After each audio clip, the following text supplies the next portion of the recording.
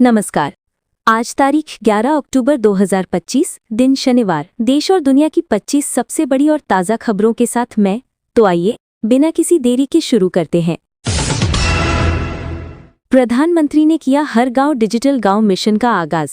आज सुबह प्रधानमंत्री ने एक भव्य समारोह में राष्ट्रव्यापी हर गांव डिजिटल गांव मिशन का शुभारंभ किया।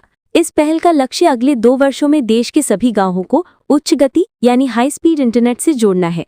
पीएम ने कहा कि ये मिशन शिक्षा, स्वास्थ्य और कृषि क्षेत्र में क्रांति लाएगा, जिससे ग्रामीण अर्थव्यवस्था को एक नई दिशा मिलेगी।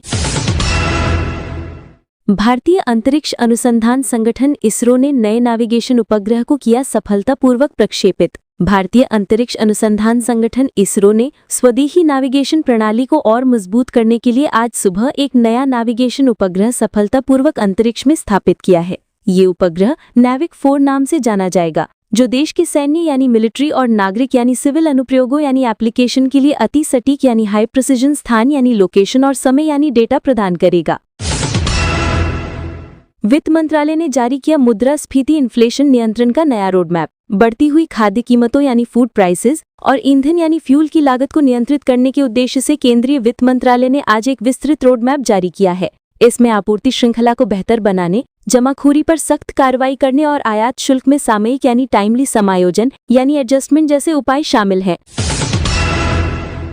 कश्मीर घाटी में घुसपैठ की कोशिश नाकाम, 3 आतंकवादी ढेर। जम्मू कश्मीर यानी JNK के बारामूला जिले के उरी सेक्टर में नियंत्रण रेखा यानी LOC के पास भारतीय सेना ने घुसपैठ की एक बड़ी कोशिश को विफल कर दिया है। सेना की त्वरित कार्रवाई में 3 आतंकवादी मारे गए हैं। घटनास्थल से बड़ी मात्रा में हथियार और गोला बारूद यानी एम्यूनिशन बरामद हुआ है। देश के 5 राज्यों में भारी बारिश का अलर्ट। राष्ट्रीय आपदा प्रतिक्रिया बल यानी NDRF की टीमें तैनात। मौसम विभाग ने दक्षिण भारत के तमिलनाडु, केरल, कर्नाटक और पूर्वी भारत के उड़ीसा, पश्चिम बंगाल में अगले 48 घंटों के लिए भारी से बहुत भारी बारिश का रेड अलर्ट जारी किया है। संभावित बाढ़ की स्थिति से निपटने के लिए राष्ट्रीय आपदा प्रतिक्रिया बल यानी NDRF की कई टीमों को पहले से ही संवेदनशील क्षेत्रों में तैनात कर दिया गया है। देश की पहली सेमी हाई स्पीड मालगाड़ी का सफल परीक्षण। भारतीय रेलवे ने अपनी तरह की पहली सेमी हाई स्पीड मालगाड़ी का सफल परीक्षण किया है। ये नई पीढ़ी की मालगाड़ी 120 किलोमीटर प्रति घंटे की अधिकतम गति से सामान का परिवहन कर सकती है। इसका उद्देश्य लॉजिस्टिक्स यानी परिवहन की लागत को कम करना और डिलीवरी यानी सामान पहुंचाने के समय को कम करना है।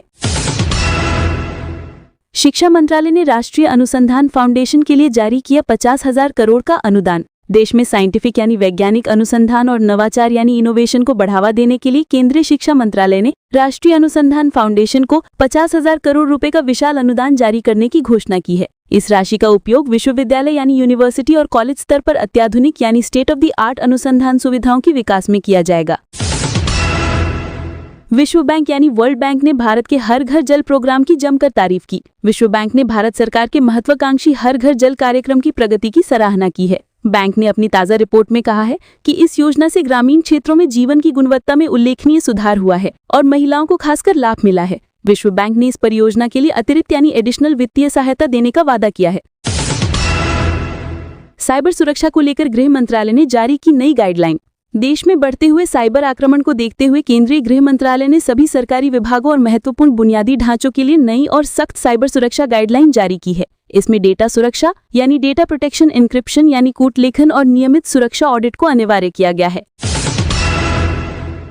दोस्तों, ये थी आज 11 अक्टूबर 2025 की 25 सबसे बड़ी और ताज़ा खबरें सिर्फ ऑल इंडिया न्यूज़ पर। अगर आपको ये जानकारी पसंद आई हो तो वीडियो को लाइक करें, चैनल को सब्सक्राइब करें और बेल आइकॉन दबाना ना भूलें, ताकि आपको हर दिन की ताज़ा खबरें सबसे पहले मिलें। फिर मिलेंगे कल की बड़ी खबरों के साथ। तब तक के लिए नमस्कार, खुश रहें और सुरक्षित रहें।